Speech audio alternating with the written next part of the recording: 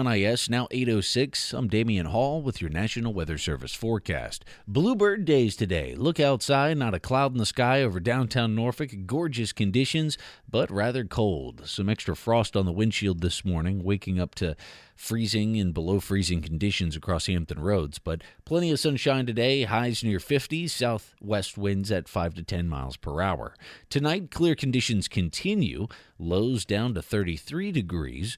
And tomorrow, Sunday, looking like some cloud cover rolling into the area, highs of 54 and calm winds out of the southwest. Monday, looking for sunshine and highs warming up towards 60. It's now 8:06. It's 32 degrees on the south side, 25 on the peninsula, and 34 on the Outer Banks of North Carolina. It's AM 790 WNIS, and my friends, welcome this morning. We're here with Mr. Craig Ziegler of Agronomic Lawn Management. They don't mow your yard, they grow your yard, as well as take care of your trees, your shrubs, your mosquitoes, as well as a lot of other things for you.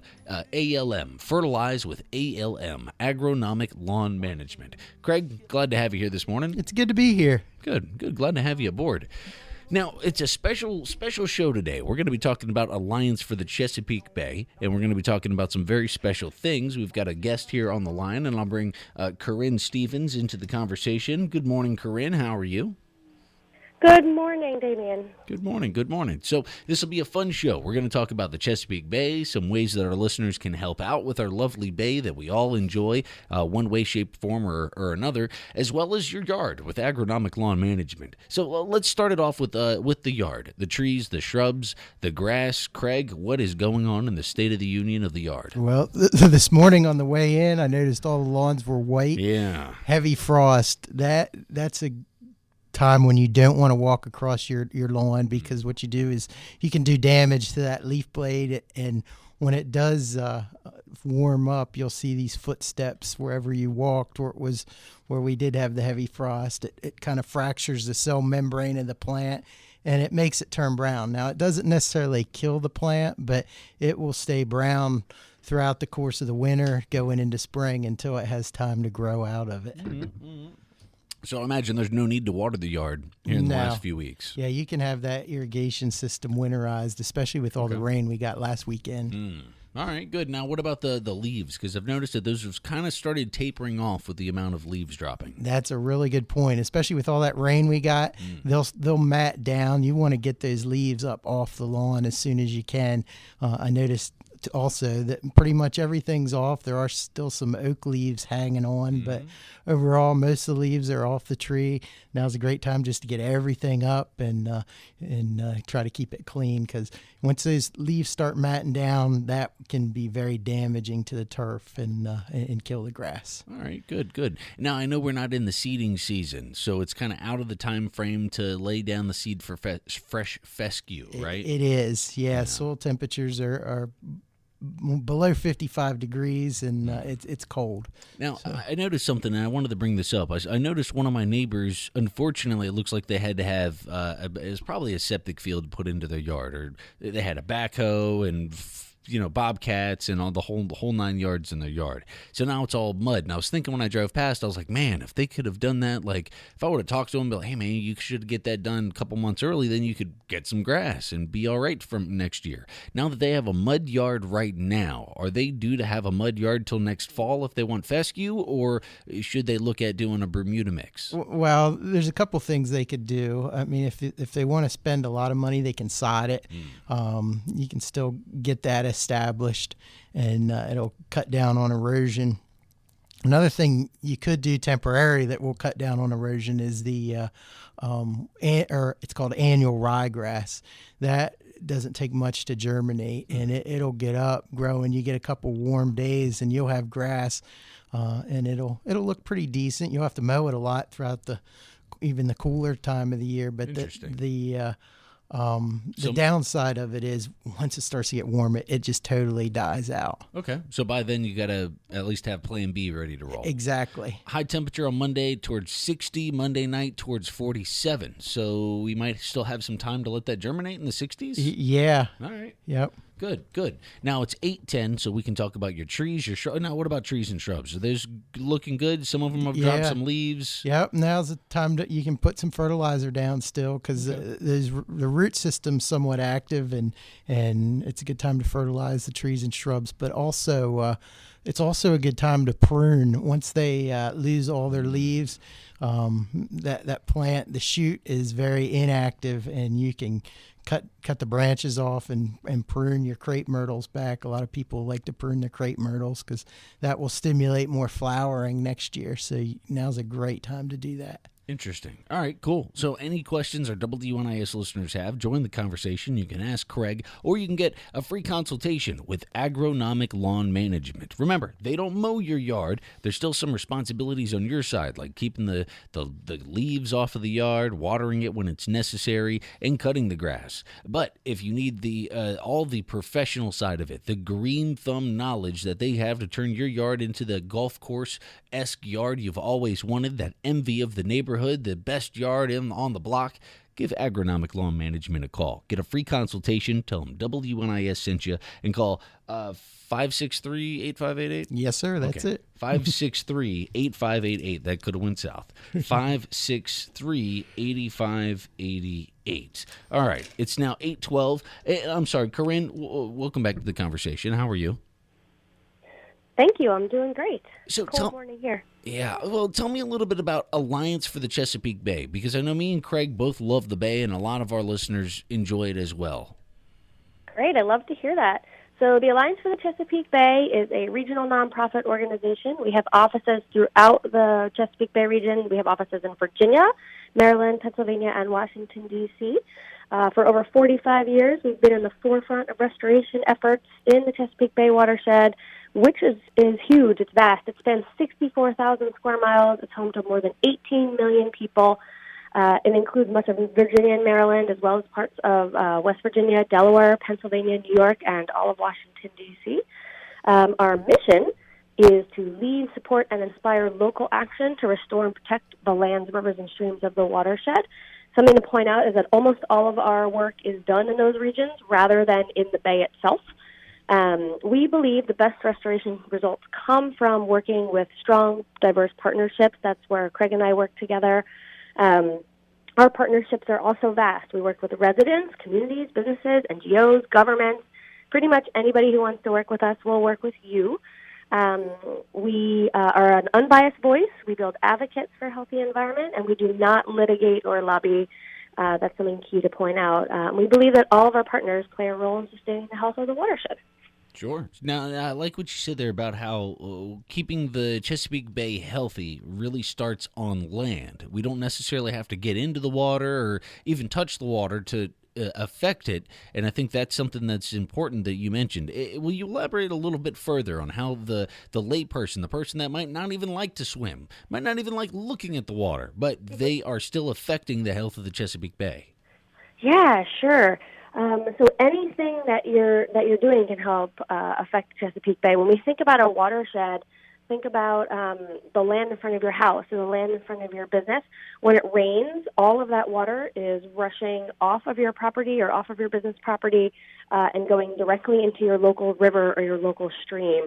Eventually, those local rivers and streams, if you're in that part of that vast watershed that I described, those rivers and streams are eventually going to go into the bigger rivers, and then they're eventually going to end up in the Chesapeake Bay. So everything that you're doing can affect it. So think about some of the things that we can help you with at the Alliance. If you go to our website, allianceforthebay.org, and click on Take Action, we've got a lot of free do-it-yourself websites. These are things that can help you reduce your stormwater impact. That's that amount of water running off your property into your local waterway.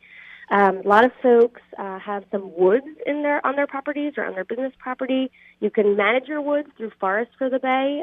Make sure that the habitats in the woods are great for the native wildlife that need them. We have a whole website designed to help you search for the perfect native plants for your property. Through our Native Plant Center. We've got Design Your Yard with conservation landscapes kind of work that we can help you out with. We can also help you increase awareness, help you with Earth Day events. These are things that if you don't go to them already, I highly recommend you look at your local nonprofits, your local watershed groups, and attend their educational events that they have so you can learn about whatever is necessary in your particular part of where you live. Okay. So it starts with allianceforthebay.org. That's allianceforthebay.org. So what are some of the, because we're right here in the, because I understand that you're in Maryland this morning, right? I am in Maryland this morning, but it sounds like our weather, after hearing the weather report, is pretty much exactly the same. I'm in Maryland, right outside of Washington, D.C. right now. Okay, wonderful. And I don't know that all of our listeners understand that the Chesapeake Bay, the one that, because we're down here in downtown Norfolk, which is surrounded by water, and very close to us is Virginia Beach and Cape Henry, and it turns right into the Atlantic Ocean that we all love, right by the Virginia Beach ocean front. But the bay... You're right on that mouth.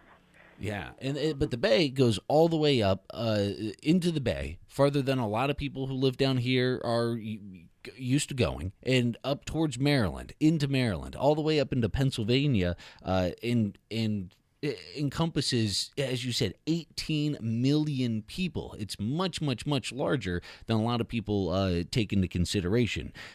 Talk to me about some of the impact that one person can have, just some of the habits that they can do that can, ripple through, some of the things that each one of us listening can start doing today that'll be a little impact on us, but together we can start having an impact on the water around us. Yeah, that's a great question. So one of the there's a couple key things that we can do. One of the things when we look at the water quality, or we look at the water quality in your local streams, we're really looking at what's in your backyard, what kind of habitats are in your backyard. We want to make sure that whatever habitats are there are full of plant life and things that animals need to survive. When we look at the actual water quality in streams and rivers, there is a ton of trash that ends up running down. So think about how you can help recycle your trash or even reduce your trash. That's even more important.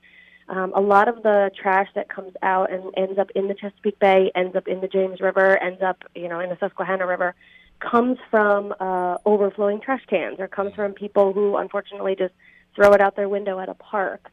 So if you're the kind of person who wants to get your family or friends or colleagues involved, we have a whole program called Project Clean Stream, which actually Craig and his team at Agronomic Land Management have done a lot of work with.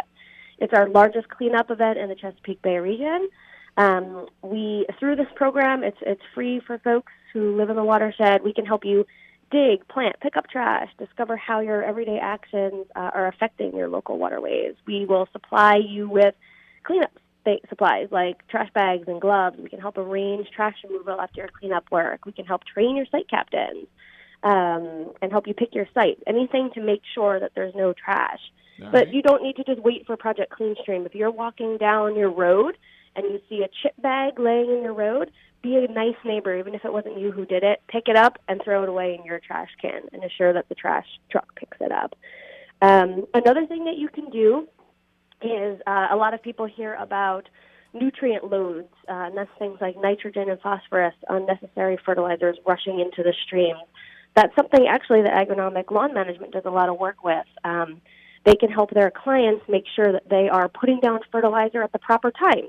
So you don't want to put down fertilizer that's what you guys were talking about before I started talking. You don't want to put down fertilizer at a time when the plants that you're fertilizing don't need it, because if the plants don't use it, it rushes into the road, it rushes into the sidewalk, it goes into your local stream. Sure. So Craig talks about that quite often, about how the best thing to have is a nice thick turf grass, because it acts as a filter that filters all of the phosphorus and the bad stuff that we don't want in the bay. Yeah, the fibrous root system of the turf grass will filter out the sediment and just keep it from eroding into the bay. Which is pretty interesting, because I didn't realize that. A yard that, let's just say it was muddy, it was just a natural yard, so it was full of pine needles and it's just kind of dirt. That actually is worse for the bay, just because the dirt itself is not good for the bay. How does that make sense, Craig? Yeah, if you take a soil test around our area, it's always typically we have a surplus in phosphorus.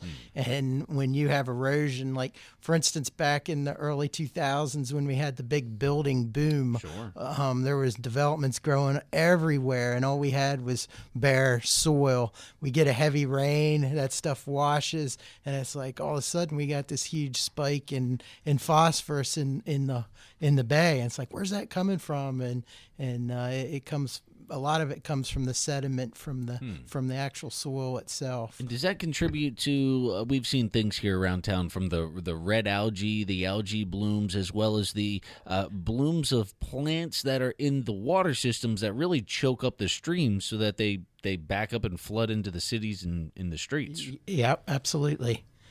All right, good. So the thing to have is nice grass, fertilize it at the right time, with the right people, and that's Agronomic Lawn Management. Their phone number, 563-8588. That's 563-8588. And for more information about what you can do about helping out the Chesapeake Bay, that's allianceforthebay.org. Allianceforthebay.org. And Miss Corinne Stevens is here on this live Ask the Expert show, chit-chatting with us. So if you have a question, feel free to join us. 627-7979. That's 627-7979. And we'd love to chit-chat with you, whether it's about the Chesapeake Bay or about your trees, your shrubs, your grass. We can talk about that as well. Corinne, talk to me a little bit about businesses for the Bay, because you said earlier that it's not just about the individuals, but it's also about the groups getting together, organizations getting together, as well as businesses. How do you work with businesses here in Hampton Roads, and what is the Business for the Bay part of it? Yeah, that's a great question. So the Businesses for the Bay program is actually the program that I manage here at the Alliance for the Chesapeake Bay. That's how I work so closely with Craig. We launched this membership association in February 2016, and the Businesses for the Bay mission is twofold. So we encourage businesses to take voluntary, innovative, measurable actions that improve water quality, that help the Chesapeake Bay, as well as your local rivers and streams, the parts of the watershed that the people that work with you really care about. And then the other half is that we raise public understanding of the valuable role these business members play. So we're providing a forum where business folks can make their voices heard, talk to other folks in the area, share best practices, facilitate volunteer employees for opportunities for employees. That's something Craig is also really good at. We can help you save money. We can help you reach your social and sustainability goals. Lots of companies, for example, have CSR, corporate sustainability reporting that they need to do. We can help you reach those goals while tying in your actions into the local watershed and what your local area really needs. And then on top of it, we can help promote all those environmental efforts that are important for you, your associates, your customers, and your communities. Everything in B4B is managed by Alliance staff, and we are guided by a business advisory steering committee. That's about 10 different people from throughout the watershed, from little and small businesses. And we created Businesses for the Bay knowing that it's just going to take commitment from all segments of society, something that Damien just pointed out. It's just a broad base of participation is necessary to be successful in our watershed restoration effort. And businesses are so important because of their unique position as an employer, as a deliverer of goods and services on which we all depend. That business community has a really unique potential to influence public action. Sure, absolutely. So again, for more information, allianceforthebay.org. There's business.allianceforthebay.org, but start there, allianceforthebay.org, and click appropriately for what concerns you. It's 8:24 here on this live Ask the Expert show. We're here with Craig Ziegler of Agronomic Lawn Management and Corinne Stevens with Alliance for the Chesapeake Bay. Now on the phone lines, we invite your calls, 627-7979. Bob in Smithfield is joining us this morning. Good morning, Bob. How are you? Hey, good morning, everyone. Thank you. So my comment's going to be about Chesapeake Bay. So, I started fishing down here in the year 2000, so 17, 18 years ago, and the bay was very abundant with all types of fish, striper, flounder, trout, everything.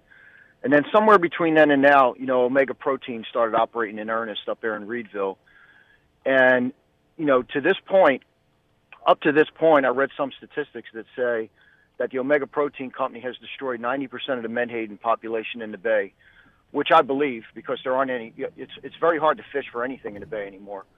So they destroyed 90% of the menhaden population. And the other interesting fact about it is that all of the menhaden fishery along the East Coast is controlled by the federal government, except for Virginia, where it's controlled by the state legislators. And when you start to look up some of the donors to the state legislators and politicians, Omega Protein is right up there as a big donor to their campaigns, both Republican and Democrat. And then you see things like Terry McAuliffe taking photo ops with the president of Omega Protein, praising them for the jobs they created, when in reality, a lot of those jobs aren't even American workers; they're foreign workers. So the whole thing just stinks. And the whole thing, when you talk about the health of the bay, and I understand the pollution aspect and all that part, but in my mind, what I've seen in the 18 years that I've been here in this area, what I've seen is that the Omega Protein Company has destroyed the ecosystem in the Chesapeake Bay, and nothing's being done about it, because the politicians are being paid off. And I would like to just get your comments on that. All right, Bob, I appreciate it. I don't know that that's, and we'll get Corinne to comment on her side of that too, but I appreciate that. I do agree with you. Back when I started fishing, probably about 2004, you can probably contest to this too. You remember in the inlets when you could just, and Craig, you remember when you could just see menhaden, little peanut bunker all over the surface to where you could walk across the water because it was just full of minnows just chopping all over the surface. Do you remember that? Yeah. It was every day you'd go in there. Every day you'd throw a cast net and it'd just be filled with menhaden and bunker. And each one that dies feeds a crab, feeds a crayfish, feeds a this, a that. It feeds everything. And I agree. I've seen the miles of dead fish after some of those menhaden fishing boats go by. I've seen some of the devastation, and I've seen the complete drop off on a lot of the activity that we've had in the bay, in the fishery. So I agree with you on that. It is a political conversation. I think it needs to be had on another show with maybe Mike and Prevento, Tony McCraney. Hold on, Bob. I'm going to come back to you. And Corinne. Now, I know we're talking about Alliance for the Bay and pollution and the things people can do on that aspect. Is there anything that Alliance for the Chesapeake Bay has to do with conservation or the health of different species in the bay and how that all interacts with the health as well? Yeah, that's a great question. And I unfortunately missed some of Bob's question. I don't know, I wasn't hearing it properly through my phone, unfortunately, but I got some menhaden pop through and other fishery issues pop through. So we do basically the overfishing of menhaden in the area has declined a lot of the other fish species, which again we can dovetail this into oyster populations as well, which I know clean the bay significantly. Yeah, and lots of populations. So one of the things that we do look at the Alliance for the Chesapeake Bay is the overall health and ecosystems. I'm actually a wildlife biologist by trade. That's what I was trained to do. So it is very important to us. We, because of what I said at the beginning, we do not lobby and we do not litigate. So we do not get involved in that hemisphere as Alliance for the Chesapeake Bay employees, mainly because that's how our organization is set up. There are a lot of nonprofits that are doing things like that. So I recommend, we actually work very closely through Businesses for the Bay with the Virginia Saltwater Sports Fishing Association. Sure. They are one of our networking partners actually through Businesses for the Bay. They do a lot of research. That's where I'm not a saltwater biologist. That's not where my work is in. The Virginia Saltwater Sports Fishing Association are great people to talk to. They're doing a lot of work right now on the menhaden crisis that's going on. Awesome. Well, Corinne, thank you so much. And Bob, we're running into our last 30 seconds, so just a real quick word from you. All right. Well, okay, quick word. So I'm personal friends with the president of the Virginia Saltwater Sport Fish Association, but they run into the same problems. It's big money and big politics.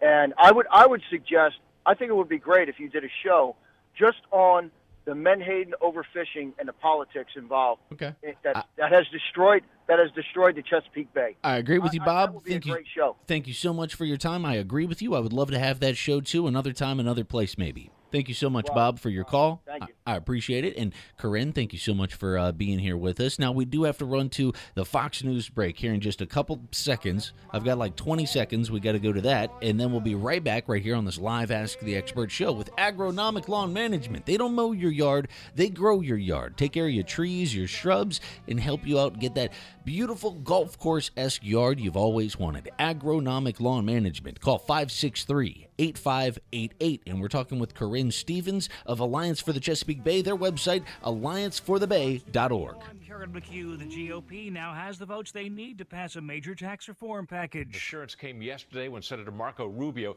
gave a thumbs up after he won some concessions that would make up to $1,400 of the child tax credit available as a tax refund to lower and middle income families. Holdout Bob Corker also came on board. So now the tax bill is headed for apparent passage. The House expected to vote on Tuesday, the Senate after that. Fox's Doug McElway. The post office trying to keep up with a tight holiday delivery schedule. Christmas Eve falls on a Sunday this year, meaning those hoping to get a gift delivered under the tree at the last second may be out of luck if they're using the U.S. Postal Service. That has some retailers pushing up their deadlines for standard delivery or free shipping. This is more traditional retailers deal with fierce competition from Amazon and its 7-day-a-week delivery service. Fox's Tom Graham. Fox News, we report, you decide. How would you like to win a family 4-pack of tickets to visit the Mariners Museum in Newport News and catch a 3D movie on the giant screen? Along with 4 admission tickets, you can also win 4 theater tickets to see Sea Monsters 3D, A Prehistoric Adventure, or The Last Reef 3D, Cities Beneath the Sea.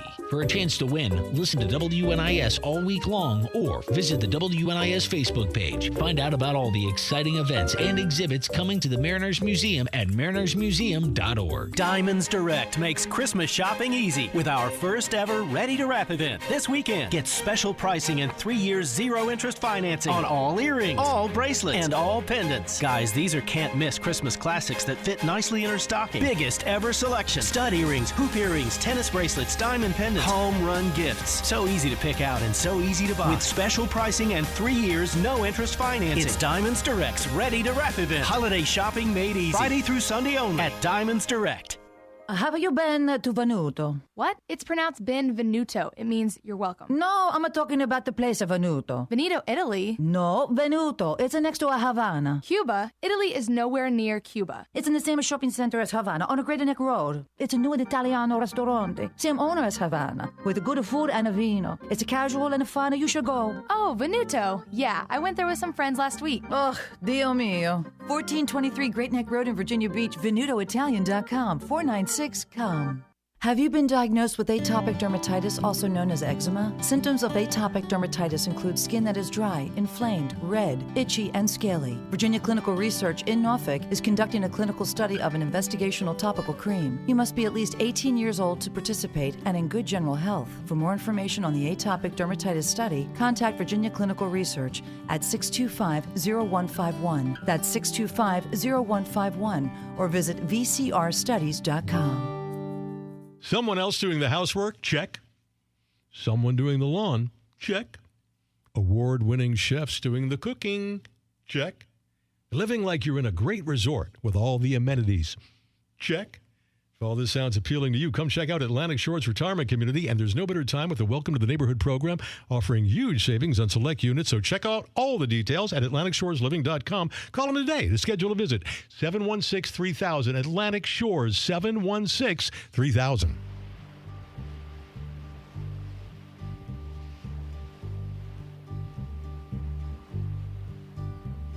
Sitting in the morning sun. Oh, yeah. Not much I'd rather do than sit back and listen to some Otis Redding. First thing in the morning, looking out at the beautiful Elizabeth River right here in AM 790 WNIS land. 60 feet above the beautiful Elizabeth River. You know what? Mr. Craig Ziegler's here with Agronomic Lawn Management. He can help you make a beautiful yard out of your yard. Your trees, your shrubs, your grass. They don't mow your yard. There's still some responsibilities on your side of it, such as watering the grass, cutting the grass, keeping the logs and the leaves off of the grass. Agronomic Lawn Management. They can help you out have that beautiful yard that you've always wanted. And if you have a question today, Mr. Craig Ziegler is here to take your calls and questions for the next 25 minutes. 627-7979. And we're also talking about Alliance for the Chesapeake Bay if you're just joining us this morning. Corinne Stevens is on the phone line with us. She's out in beautiful Maryland this morning, and we're talking about the health of the Chesapeake Bay and the things you can do as our listeners. So if you're just joining us, pour yourself a cup of coffee and give us a call. If you have anything of concern when it comes to your grass, your trees, your shrubs, Agronomic Lawn Management has you covered. And we're going to talk about the Chesapeake Bay with Alliance for the Chesapeake Bay. Corinne, good morning. Welcome back. Good morning. Thank you. And Craig, glad to have you here. Good to be here. Now, if the listeners are just joining us, today going to be a beautiful day, plenty of sunshine, but high temperatures of 50 degrees.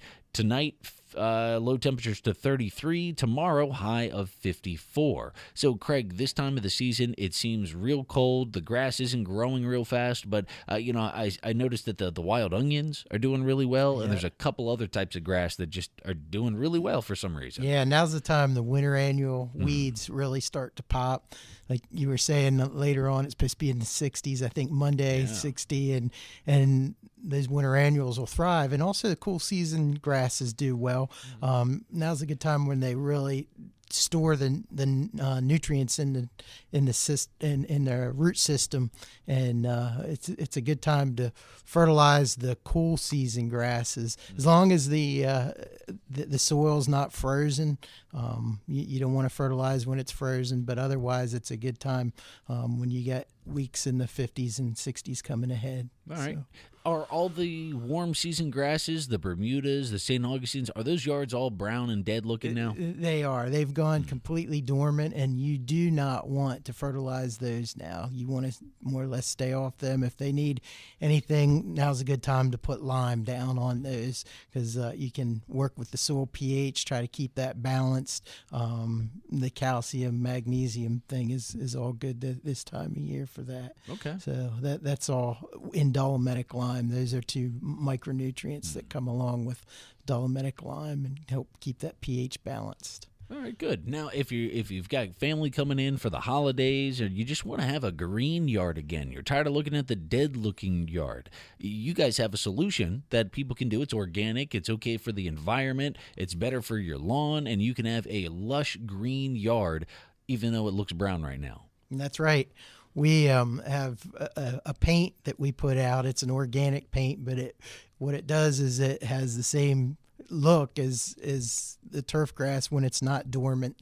And there's a lot of benefits as far as keeping the grass thick, keeping your lawn thick if you do have a warm season lawn. One, it elevates the soil temperature, and it keeps it keeps it out of dormancy as long. When it starts to warm up in the spring, like even late February, you usually get about 2 to 3 weeks early green up because the soil temperature is elevated because of that darker green color.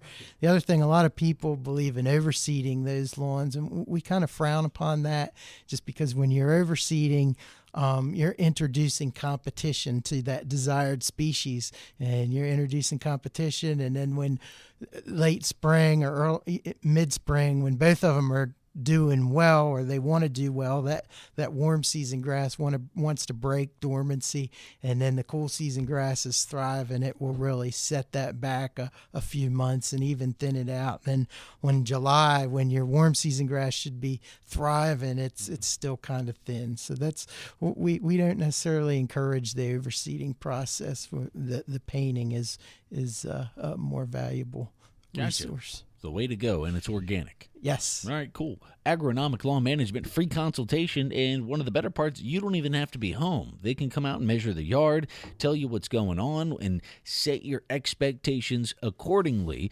to what you want, what your price point is, and where you want the yard to be. If you just want it to be respectful so you, the dog, the kids can hang out and have a barbecue and have a beautiful, respectful lawn, or if you want the one that the neighbors go, man, look at that. Look at the Thompsons. Look at their yard. It's beautiful every day. If you want that yard, yard, agronomic lawn management. If you want to respect your yard, if you just want to have a good yard, agronomic lawn management, it's a free consultation. So call 563-8588, and you can join us live, 627-7979. So back to Alliance for the Chesapeake Bay. Corinne Stevens on the phone line. Welcome back, Corinne.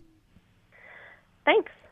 Glad to have you here. Now, we've talked about a lot of different things this morning, and typically in radio, people come and go. So they're in and out of the car, or they're just waking up, and they're just joining us this hour. Start us off, Alliance for the Chesapeake Bay. How did it start, and how does it function today? Sure. So the Alliance for the Chesapeake Bay started a little bit over 45 years ago. And right now we work as a regional nonprofit with offices in Virginia, Maryland, Pennsylvania, Washington, D.C. We work throughout the entire vast Chesapeake Bay watershed, which is 64,000 square miles, home to 18 million people, covering Virginia, Maryland, as well as West Virginia, Delaware, Pennsylvania, New York, and Washington, D.C. And our mission is to lead, support, and inspire local action to restore and protect those lands, rivers, and streams that everybody cares about in our backyards. All that's part of our watershed. We do this by forming coalitions and partnerships with all different types of people, all different groups of people, communities, businesses, NGOs, local governments. And we're an unbiased voice. We do it all without lobbying or litigating. We just build advocates for a healthy environment. All right, great. Sounds good. And the website is allianceforthebay.org, allianceforthebay.org. Now, locally, if there's businesses that want to get involved, or there's individuals that want to get involved, maybe a Girl Scout troop or somebody who's looking to do some community service for some college, coming up next spring. Are there any events going on that Alliance for the Chesapeake Bay is having, or ways that people can get active with their small groups? Yeah, that's a great question. So the first question is to kind of ask yourself what you want to get involved with. Some people want to do things at home and take part in our free webinars that we offer. Some people want to actually get outside and try to help and protect the land from excess nutrients and sediment that are polluting our water. Or maybe they want to pull some invasive plants. Those are exotic non-native invasive plants like English ivy. Maybe they want to help get rid of those invasive species that crowd out the native plants that the animals and we all need in our local ecosystems. One of the things that you can do is look at your local watershed groups. A lot of things that we do at the Alliance is partner with local watershed groups. So local groups, maybe the Elizabeth River Project, for example, down by you guys, work with them, and they have a lot of very local events going on that'll help you pull invasive plants or plant some native trees. If you're the kind of person that wants to get out there and have something that you can see happen right away when you do it, I suggest getting out there and helping to clean up trash. Trash is one of the biggest problems right now for our local waterways. They clog rivers, they clog small streams and creeks, all that styrofoam and plastic that gets stuck in the creek. Get out there, be part of what we call Project Clean Stream. It's one of our biggest events that we hold through the Alliance for the Chesapeake Bay. It's the largest cleanup effort in the Chesapeake Bay region. And through the program, we can help you pick a site that looks like it has some trash or looks like it needs some native plants planted, and we can help you figure out how to get involved and how to clean up that trash. And we can get you trash bags and gloves and range and trash removal for that program. Cool, and that's lots of fun ways. That's the program Clean Stream, right? Project Clean Stream. Project Clean Stream. Yep. There's some beautiful tributaries and streams around here. Even in like South Norfolk, I've been kayaking and fishing in some of these areas, Craig, up and down. Even the Elizabeth River, we're at right here in downtown Norfolk, and I've caught fish, and I've seen some beautiful areas that were basically almost in South Norfolk, almost in Portsmouth, almost in parts of Chesapeake that you wouldn't think of that were, man, that gets really pretty back there. And then a little bit further behind it, it's, apartment buildings in the city sprawl that we're all used to. So there's some gorgeous areas people can get out there and actually clean a stream. You were telling us you guys participated in Project Clean Stream. Yeah, one of the things that was interesting when I met Corinne, she was saying about some things that our company could do to help keep the stream clean. And she mentioned serving coffee in styrofoam cups. And the guys come in the morning and start getting their trucks ready and all that, and have a cup of coffee in a styrofoam cup. And she said those take a long time to break down, and when you do, they do go in the dumpster. How many times you see the dumpster getting dumped and it's a breezy day and you see all these styrofoam cups just blowing out down the street or whatever, and then you see them in the waterways. Just stop serving coffee in styrofoam cups. Get regular coffee cups and say, here we go, guys, let's use these, and when you're done, come back, we'll wash them. And anyway, that's was something that I never really gave that much thought to, but after talking to Corinne, I thought, wow, yeah, let's do that. Yeah, that's easy. Yeah, easy. So drop in the styrofoam. Interesting. Corinne, are there any other things that we use on a day-to-day basis that we can get rid of, like cutting out the styrofoam? Yeah, cutting out the styrofoam is key, and I love that Craig brought that up. That's one of the first things I do when I talk to, especially small businesses and people who just, are trying to figure out what they can do at home. They're thinking, what can I do? I feel so small in this big problem. And cutting out styrofoam, cutting out reusable, or not cutting out reusable, that would be silly. Cutting out non-reusable, disposable items that you're using every day in your home. Think about things like, this seems silly, but when I'm doing a lot of stream cleanups, I see a lot of those little tiny plastic self-serve floss. I don't know if you know what I'm describing. They're like a little tiny thing that you use to floss your teeth. Oh yeah, the little handle with the little piece of string on it. Yeah, exactly. We find so many of those in our local stream when we do stream cleanups. Something simple to help you save money, which is a key thing. Save money. Go to the CVS and buy, or any drugstore, and buy a roll of dental floss and use that instead. Other little things that you can do. I've got a question for you, Corinne. I noticed the whole state, I believe, of Hawaii outlawed plastic bags. In my own life, we've gone from to trying to go more to. My wife uses the thick nylon bags instead of bagging up all the plastic bags. I mean, we keep a small allotment of the house, so you could use them for various, reusing them. But tell me about that, the use of paper bags versus plastic bags, and what impact that has on our environment, including the Chesapeake Bay. That's great, and that's one of the other key things that we try to do, especially with our businesses and homeowners. We give out a lot of reusable bags, actually, when we go to events. Where I live in Maryland and parts of D.C., they're actually we get a fee. If you go to the store and you want to use a disposable bag, you will get charged a 5-cent fee, which then goes into a bigger pool of money that then goes into stormwater projects in our area. So that was an interesting initiative. But the plastic bags are detrimental to the environment. So they get stuck in streams, and when you think about it, they clog the streams. And then when you think about the animals, we've probably all seen at this point on social media, there's been a lot going around where once the plastic bag gets out of the stream and into a larger water body, those larger animals that eat things like jellyfish think that plastic bags are actually food, because in the water, to them, with the sun refraction, they look like food. So they eat the plastic bag, it goes into their systems, and unfortunately, animals like marine mammals, large sea turtles, fish, all have this plastic in their stomachs. We have that problem quite often here right here towards the ocean. I lifeguarded at the ocean front for a long time, and we've had a lot of sea turtles wash up. And there's a sea turtle stranding team that goes and checks them out, and a lot of it is due to plastic, due to them eating balloons. People release. I cringe when I see that. They go, "Oh, let's celebrate." Oh, or it's a funeral, and I'll even say it. It's a funeral, and everybody releases these balloons into the atmosphere. I'm like, yes, let's release little death bags into the universe because we appreciate something alive. It's total counterintuitive to anything celebratory to release plastic bags that float off into the rivers and things eat them. 2 years ago, Craig, you might remember this, right here outside of this window, there was a 40-foot whale that was swimming around in the Elizabeth River, and people were seeing it, and it was on the newspaper, and next thing you know, it washes up dead into the reeds. Now, it probably swam into the river because it was sick, but they did an autopsy. I don't know if that's the right word, but they found out that it was mainly because it ate a whole lot of plastic, including bags, balloons, the whole 9 yards, and it's as simple as throwing it away. It's kind of crazy. Yeah, definitely. balloons are a huge problem as well. If you are thinking about having balloons for your kid's birthday party or releasing them, or releasing them with colors if you're doing a reveal to find out whether your baby's a boy or a girl. These are all things that you can think about and do something a little bit differently instead. Something that's a little bit more environmentally friendly that's not putting the plastic out into the air. Sure.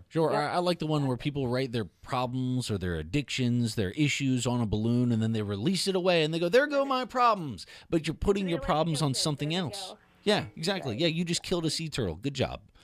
How do you feel now? I'm sorry, as I digress. But we're talking about Alliance for the Chesapeake Bay and the different ways that us as individuals, as businesses, as small groups can really get together to start to impact the health of our very own Chesapeake Way and the waterways around it. So we've talked about fertilizing your yard correctly and not doing it in improper ways. We've talked about styrofoam cups, different other ways people can get involved, as well as their businesses and organizations going to the website allianceforthebay.org. You can get started there. We also have Craig Ziegler here of Agronomic Lawn Management. They don't mow your yard, they grow your yard, and we're still talking about your trees, your shrubs, your grass, but when it comes to the lawn, there's not a whole lot going on other than... Get the leaves up. Okay.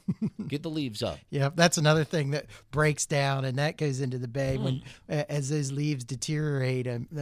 That's a lot of phosphorus that'll go in there, too. Now, talk to me about that, because I've seen neighbors do it, and I've never been able to do it, but burning your leaves in your ditch, or I've seen people burn them in the ditch or sweep them into the drain on the side of the curb. Bad.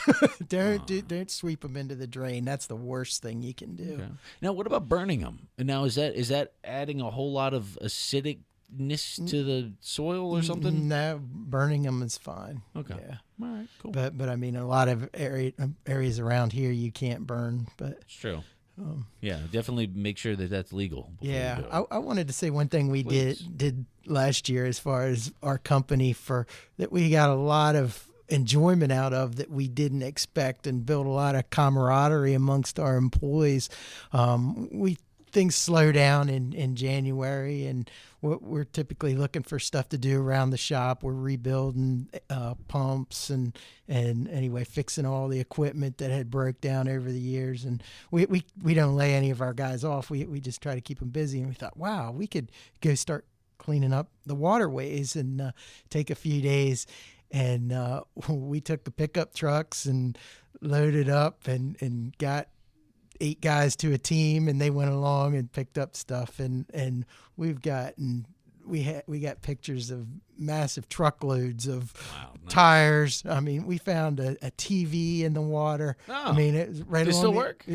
Unfortunately, the screen was broken. It was 32-inch, one of those old box TVs. But somebody got the bright idea that thought, I need to get rid of this. I'll just throw it in a waterway, and it was very discouraging. But the guys got in there and they fished it out. And anyway, we took some pictures, and I mean, we had overflowing truckloads. Wow. Tangible difference. Yeah. Yeah, it makes you feel good. We've participated in Save the Bay Day here in Hampton Roads. That gets pretty big, and as well as the one associated with Alliance for the Chesapeake Bay. That's Project Clean Stream. People can get involved with about cleaning the stream. But, I felt that was always a fun thing to do. Get around with your friends. We used to do it with Kitchen with Captain Reese. And then afterwards, everybody feels a little bit more inclined to pick up a little trash. It's not a big deal. And when you're on the water and you see something float by, we keep a net in the boat. Not because I catch anything worth netting, but it's because we pick up the trash when you go by and there's a styrofoam cup floating by. So a little bits of difference, and we can all start. So Alliance for the Chesapeake Bay. Now, Corinne, while we still have you on the phone for the next couple of minutes, we've only got 3 minutes left. I know that organizations, even yourself with Alliance for the Chesapeake Bay being a not-for-profit organization, it still takes money. It still takes capital to make things go and make things happen. What sorts of things do you guys need to keep the organization going? Yeah, that's a great question. So volunteers are definitely great. If you know somebody who would want to volunteer in one of our offices, that would be great. A capital, obviously, is always great. We take donations through the Alliance for the Chesapeake Bay. All of our Businesses for the Bay members pay in a small membership fee to help keep the program going. We also have a lot of sponsors that sponsor Project Clean Stream. You can sponsor a site to pay for those trash bags and the gloves that are needed to clean up the area. Definitely, if you want to give me a call or call into the phone with a specific thing that you might have to offer us, I'm sure we would be glad to accept it. Awesome. And that's allianceforthebay.org, or you can always get in touch with Agronomic Lawn Management. I'm sure they'll be happy to get you in touch with the people you need. 563-8588. Last minute and a half of the show, Craig. What's on your mind when it comes to the yard? Anything people should do this weekend or next weekend and the next couple of weeks? Well, stay off of it when we have heavy frosts. That's probably the big thing, and also keep the leaves up. You don't want them matting down because that will kind of suffocate the grass, especially after heavy rains. Get out there and try to get those up. And then also any pruning, especially crepe myrtles, now's a great time to get in there and do any kind of pruning you want. All right, good. So take care of all of that. Enjoy it, and make sure you join us here in 2 weeks or so right here for Ask the Expert with Agronomic Lawn Management. Free consultations. Call 563-8588 for Agronomic Lawn Management. That's 563-8588. And Alliance for the Chesapeake Bay. Go to the website allianceforthebay.com. Corinne Stevens, thank you so much for the show. Thank you so much for having me. It was really fun talking to you this morning. It was great. Thank you so much, and good luck. Thank you so much. Thank you. Alliance for the Chesapeake Bay. That's allianceforthebay.org. And Agronomic Lawn Management has sponsored this show and helped provide the information. Craig, thank you so much for the show, my friend. Thank you. It's good to be here. It's AM 790 WNIS. The preceding program was sponsored and paid for by Agronomic Lawn Management, who is entirely responsible for its content. The Gold Mine on Virginia Beach Boulevard.